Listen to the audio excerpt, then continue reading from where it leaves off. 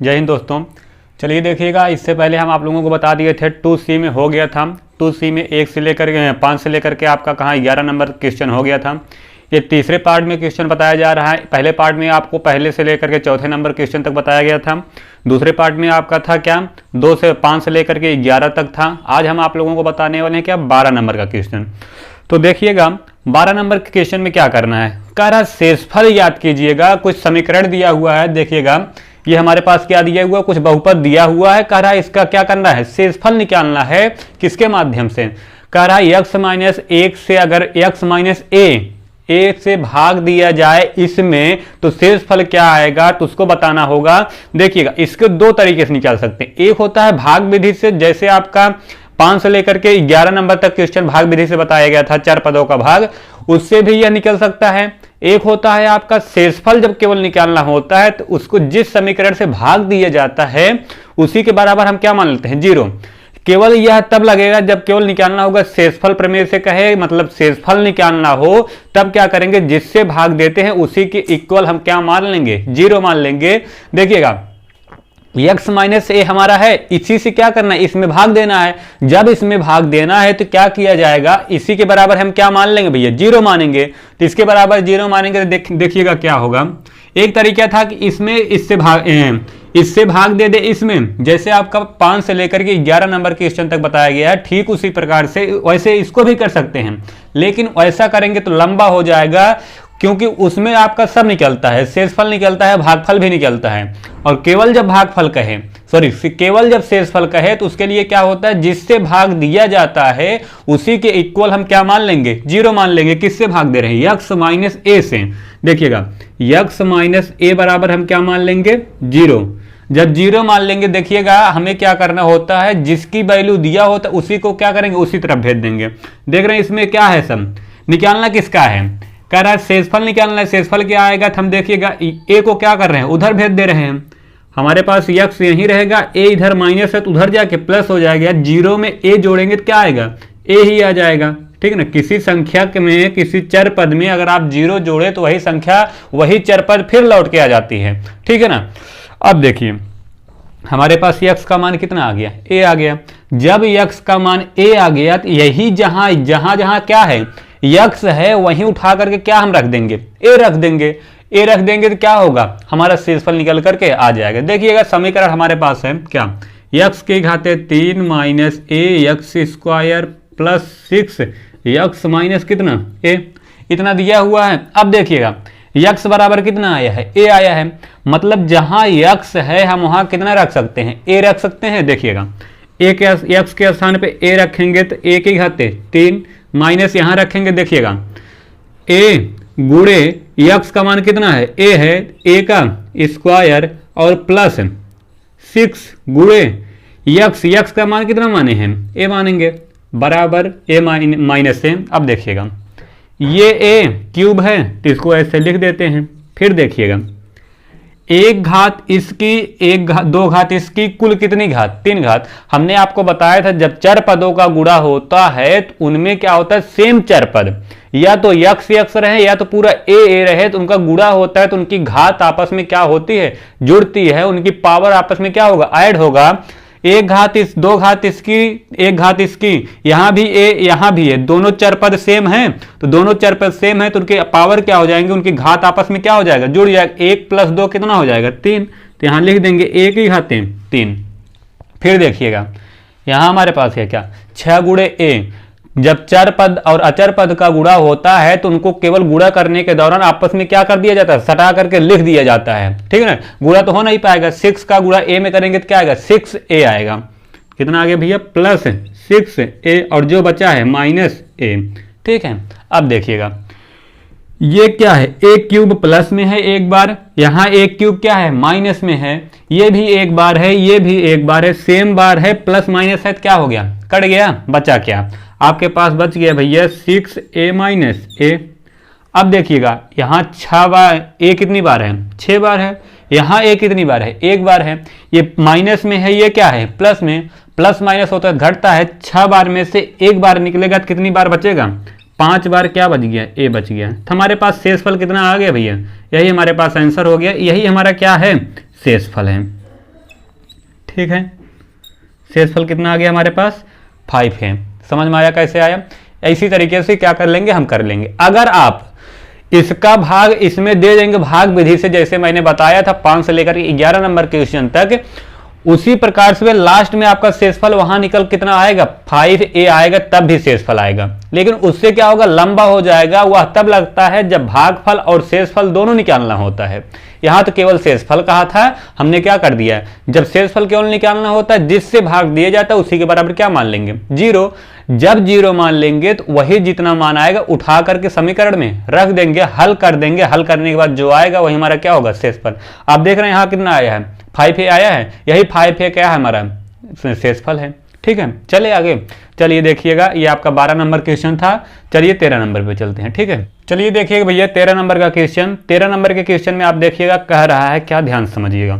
कह रहा है x - 1 एक पद दिया हुआ है। एक पद क्या है भैया, x - 1 एक हमारे पास कितना पद दिया हुआ है, ये एक समीकरण ये दिया हुआ है। कह रहा है एक गुणनखंड है तो k का मान बताना है। मतलब कहने का है कि यह अगर इसका गुणनखंड है तो k का आप मान बताइए। गुणनखंड कोई किसी का तब होता है जब इसका मान उठा करके इसमें रख दें और यह वैल्यू का हो जाए 0 हो जाए। अगर यह वैल्यू 0 हो जाएगी तो क्या हो जाएगा, यह इसका गुणनखंड होगा।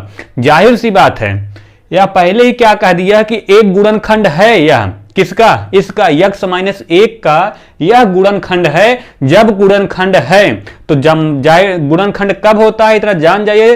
गुणनखंड तब होता है जब इसका मान इसमें उठा करके रख दें, रखने के बाद यह वैल्यू का हो जाए 0 हो जाए, तो जान जाइए इसका क्या होता है, गुणनखंड है।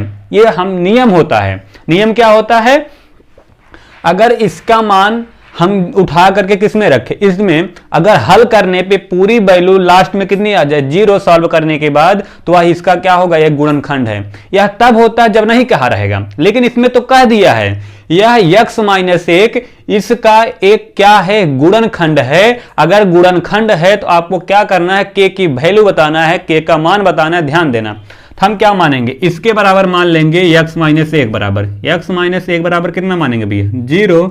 जब 0 मानेंगे तो 1 को उधर भेजेंगे तो क्या होगा, x बराबर कितना, इधर आकर के ये माइनस है, इधर आएगा तो क्या होगा +1 हो जाएगा। 1 में 0 जुड़ेगा तो कितना आएगा, 1 ही आएगा।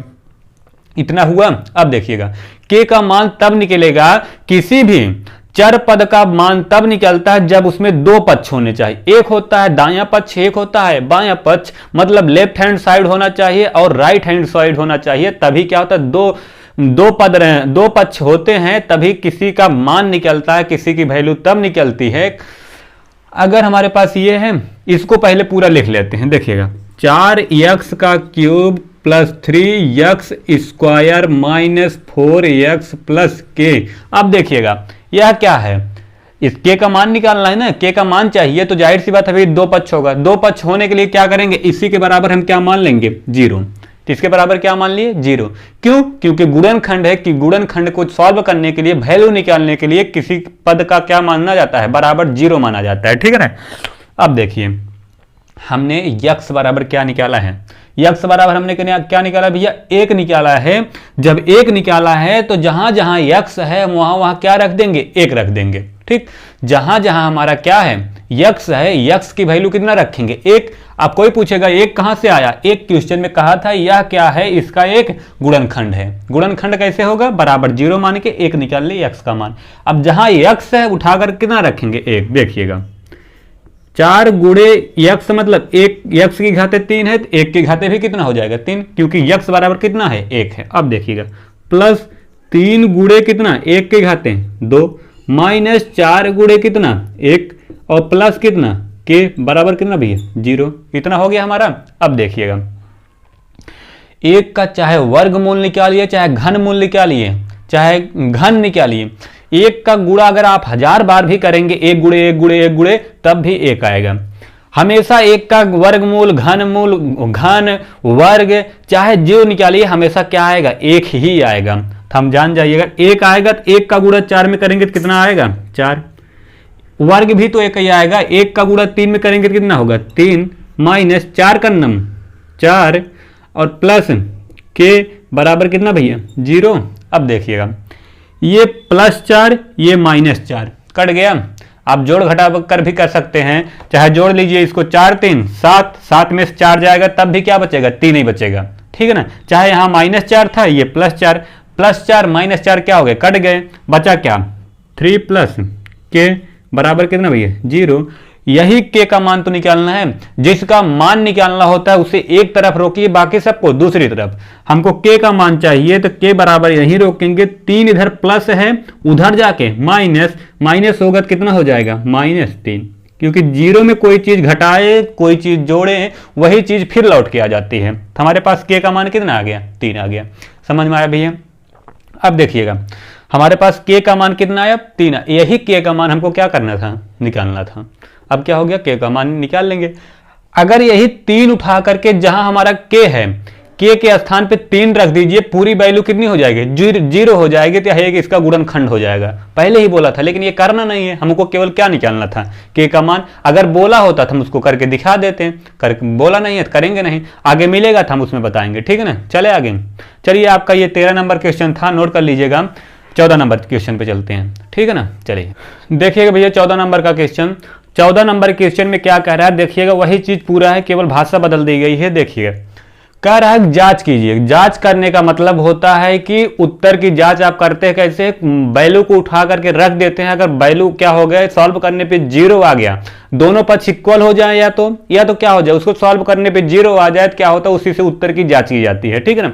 लेकिन यहाँ क्या कह रहा है कि जांच कीजिए बहुपद, कोई बहुपद दिया हुआ है, QT बराबर कितना दिया हुआ भैया 4t³ + 4t² -t और -1 कह रहा है। फिर अगर 2t + 1 का एक गुणज है, क्या है गुणज, गुणज मतलब जानते हैं ना, गुणज क्या होता है, उसी में क्या होता है, कोई चीज जुड़ा होता है। जैसे आप देखिएगा हम आपसे कहें 4 का गुणज क्या होगा, 4 का गुणज कई होते हैं। देखिएगा 4 को हम लिख सकते हैं क्या, 4 × 1, 4 × 1, और देखिएगा 4 को ऐसे भी लिख सकते हैं 2 × 2, मतलब 4 का गुणज कौन है, 2 भी है 1 भी है और 4 क्या है, स्वयं है। मतलब अगर किसी संख्या में किसी चर पद हो चाहे अचर पद में उसी संख्या का गुणा करें तो वह चीज फिर लौट के आ जाए तो क्या होती है, वो उसका गुणज माना जाता है। जिसमें उसका गुणा हुआ रहे वह क्या होता है, गुणज। देख रहे हैं 4 में किसको किसको गुणा करते हैं, 2 का गुणा 2 में करेंगे तब भी 4 लौट के आएगा। 4 में इसका गुणा हुआ है ना, कैसे आया 2 × 2 तब भी ये क्या हो गया, इसको इसी को कहते हैं गुणज। जैसे आपको कह दिया जाए 6 का गुणज क्या होता है, 6 का गुणज देखिएगा 6 कैसे कैसे आएगा, अगर 1 × 6 करेंगे तब भी क्या आएगा 6 का नम 6। और आप जानते हैं क्या होता है 2 × 3 करेंगे तब भी क्या आएगा 6 आएगा, 2 का गुणा 3 में करेंगे तब भी 6 आएगा, 3 का गुणा 2 में करेंगे तब भी 6 आएगा। कहने का मतलब 6 का गुणज कौन कौन हुआ, 1 हुआ 2 हुआ 3 हुआ।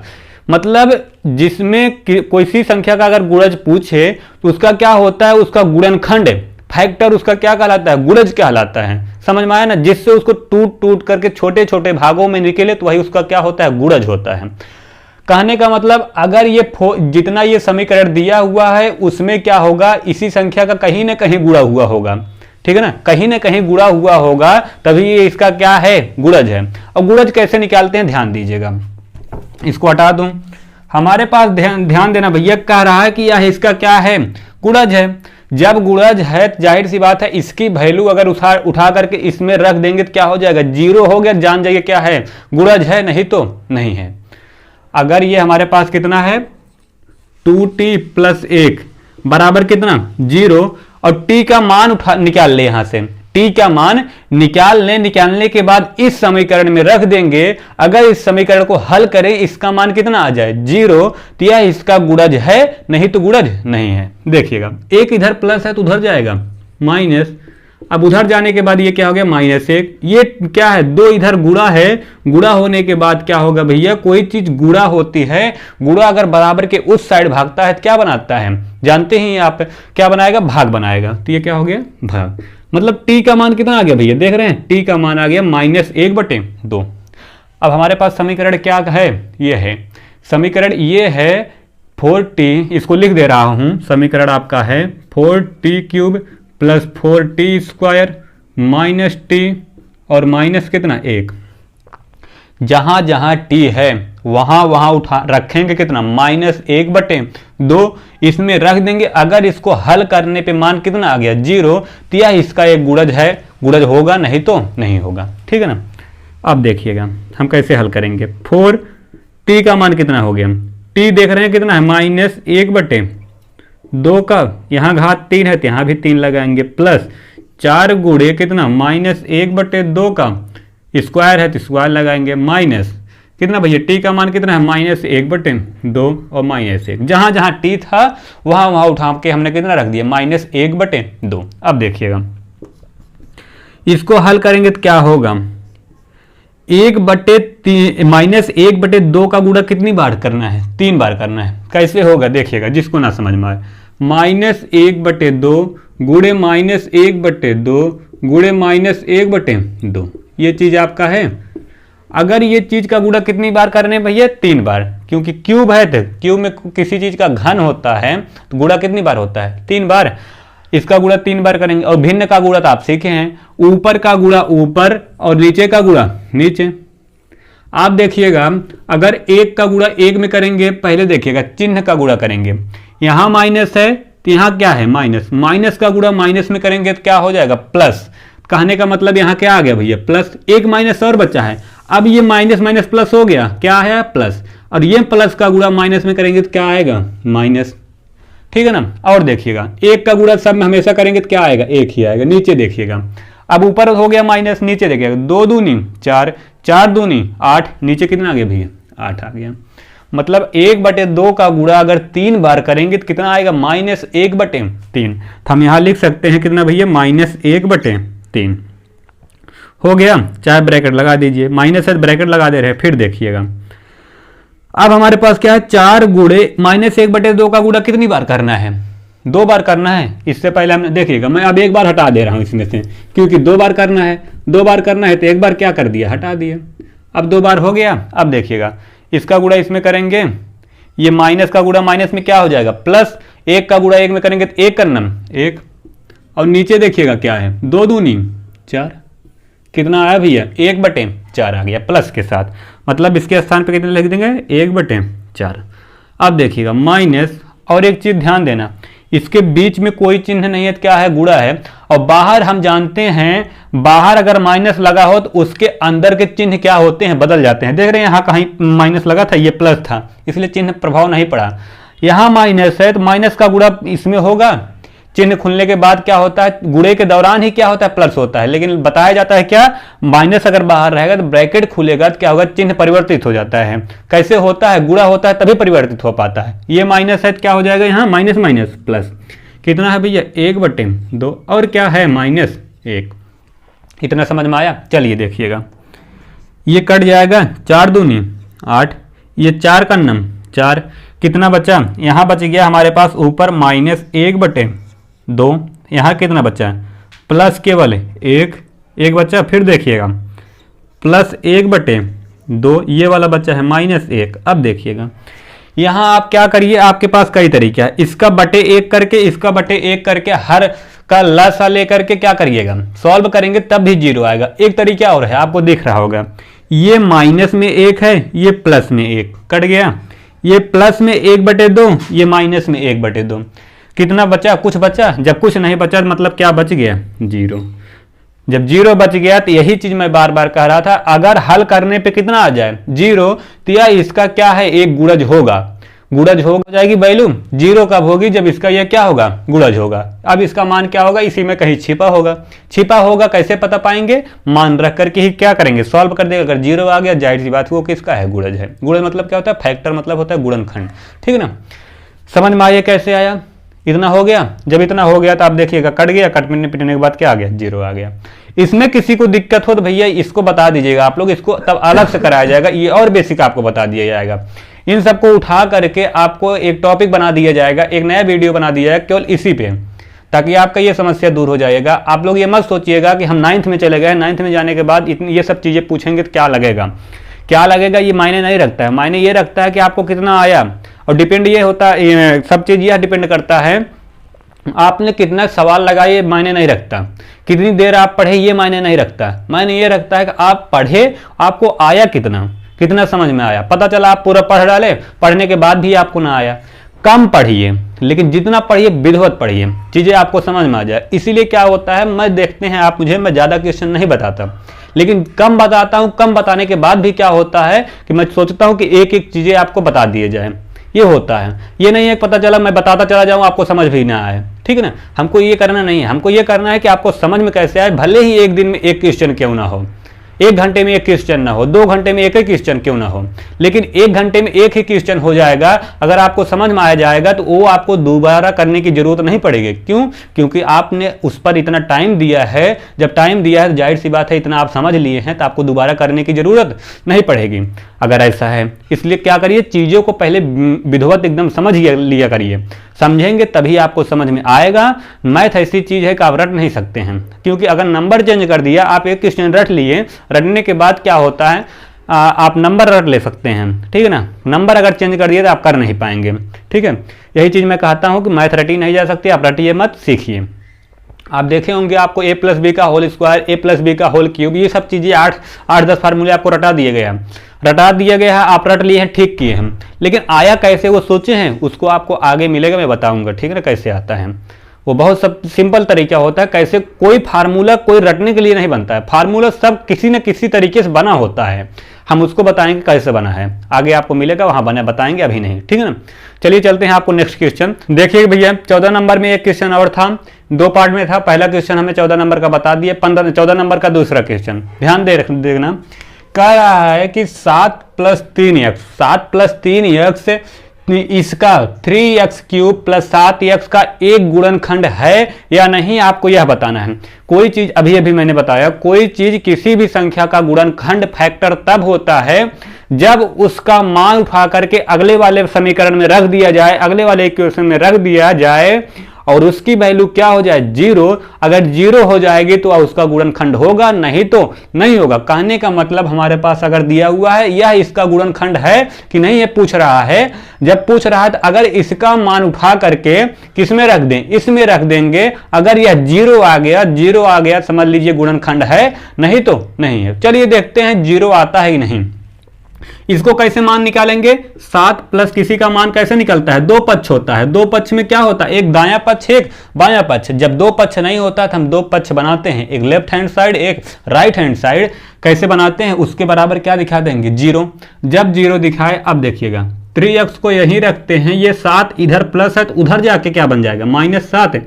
आप कहेंगे सर 0 में क्यों जोड़ घटा क्यों नहीं रहे, भैया किसी 0 में कोई चीज आप जोड़ेंगे घटाएंगे हमेशा वही संख्या फिर लौट के आएगी, चिन्ह भी वही रहेगा, ठीक है ना। यहाँ -7 आ गया। आप ये मत सोचिएगा 0 के साथ अगर माइनस लगा दीजिए प्लस लगा दीजिए क्या होगा, भैया 0 के साथ आप या प्लस लगाइए या माइनस लगाइए हमेशा क्या रहेगा, 0 ही रहेगा। भिखारी के साथ आप भिखारी को बहुत बड़ा भिखारी कहते हैं, भिखारी कहते हैं। अब ये मत कहिएगा बहुत बड़ा भिखारी छोटा भिखारी, 0 भिखारी ही है, ये भिखारियों का सरदार भी है, खुद भिखारी भी है, ठीक है ना। इसके आप साथ प्लस लगाइए माइनस लगाइए हमेशा क्या रहेगा, 0 ही रहेगा। अब देखिए ये इधर 3 है, 3 किसमें है, गुणे के रूप में। आप जानते हैं कोई चीज गुणे के रूप में होती है, बराबर के उस साइड जाता है क्या बन जाता है, भाग। गुणा अगर बराबर के उस साइड जाएगा तो भाग बनेगा, अगर भाग उस साइड जाएगा तो गुणा बनेगा, प्लस जाएगा तो माइनस बनेगा, माइनस जाएगा तो प्लस बनेगा। ये आप सब चीज सीख चुके हैं। इधर ये गुणा x बराबर निकालेंगे, -7 है, ये आएगा तो भाग बनाएगा, भाग यही क्या बना देगा, 3 यहाँ का आ गया नीचे, तो x का मान कितना हो गया भैया, -7/3। अब यही -7/3 इस वाले समीकरण में रख देंगे।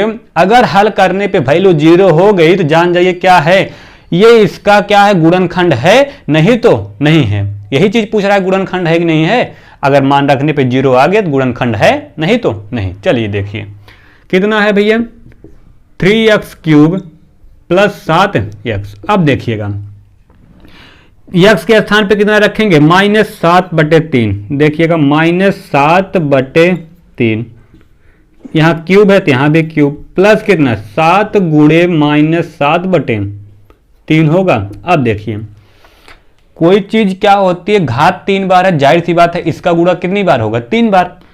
और देखिएगा हमने आपको बताया था चिन्हों का गुणा अगर सम बार होगा तो हमेशा क्या आएगा, प्लस आएगा। चाहे प्लस का गुणा अगर सम संख्या के बार करेंगे, सम मतलब समझते हैं, अगर जो जैसे 2 बार करिए या तो 4 बार करिए या तो 6 बार करिए या तो 8 बार करिए। कहने का मतलब अगर माइनस का गुणा आप 2 बार करें या तो 4 बार करें या तो 6 बार करें, सम बार करेंगे तो हमेशा क्या आएगा, प्लस आएगा। चाहे माइनस का करिए चाहे प्लस का करिए। लेकिन ध्यान देना, अगर माइनस का गुणा आप विषम बार करेंगे तो हमेशा क्या आएगा, माइनस ही आएगा।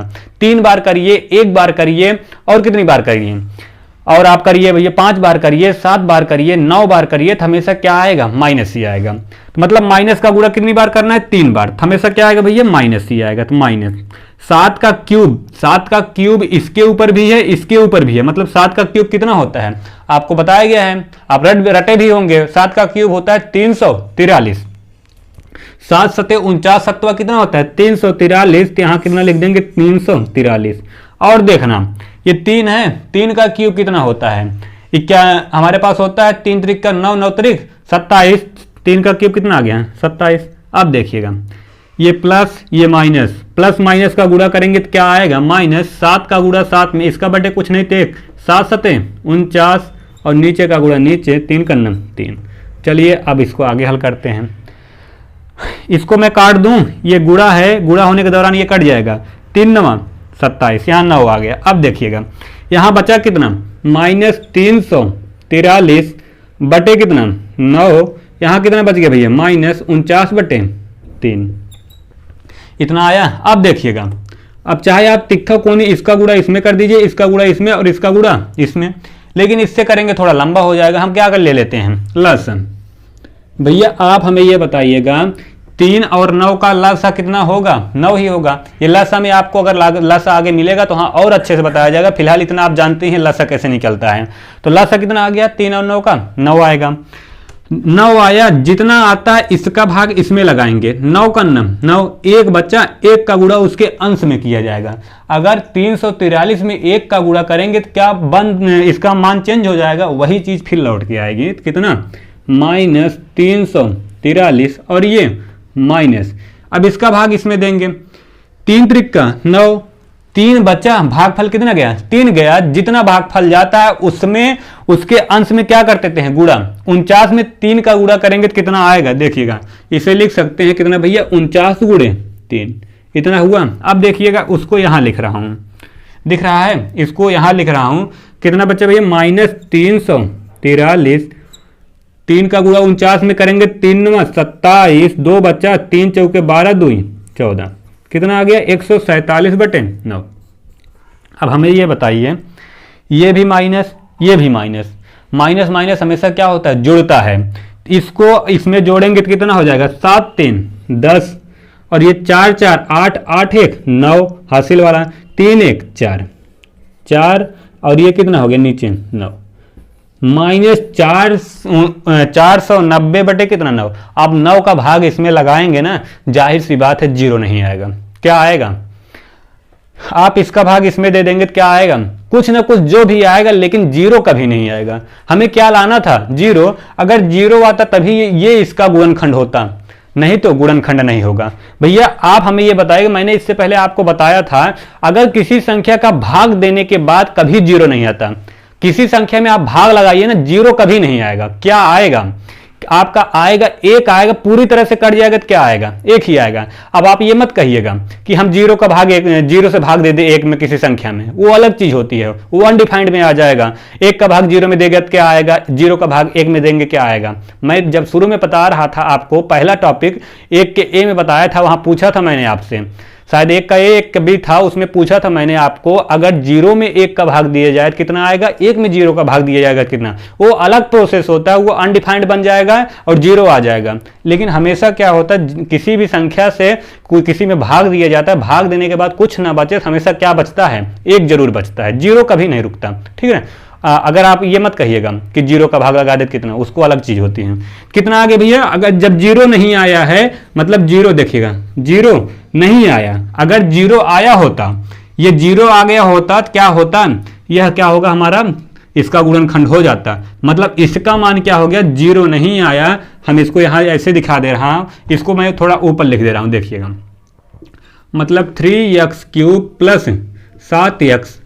अगर इसका हल करने पे कितना आया होता, 0, लेकिन ये दिखाता है काट दिया जाए तो उसका मान 0 नहीं है। अगर बराबर केवल दिखा दिया होता 0 माना जाता। जब 0 नहीं है तो यह इसका गुणनखंड, मतलब 7 प्लस 3x गुणनखंड नहीं है, गुणनखंड नहीं है। यही पूछा था भैया, यह गुणनखंड है कि नहीं है, तो आप लिख देंगे गुणनखंड नहीं है। समझ में आया? ये हमारा था क्या क्वेश्चन, 14 नंबर का दूसरा क्वेश्चन। समझ में आया कैसे पता पाएंगे इसका गुणनखंड होगा कि नहीं होगा? केवल दिमाग में मैं बार बार बोल रहा हूं, यही याद रखिएगा। गुणनखंड पहचानने का तरीका होता है, 2 समीकरण दिया हुआ हो, जिसका भाग देने के लिए कहे उसी को उठा करके 0 मान लीजिए, उसका मान उठा करके अगले समीकरण में रख दीजिए।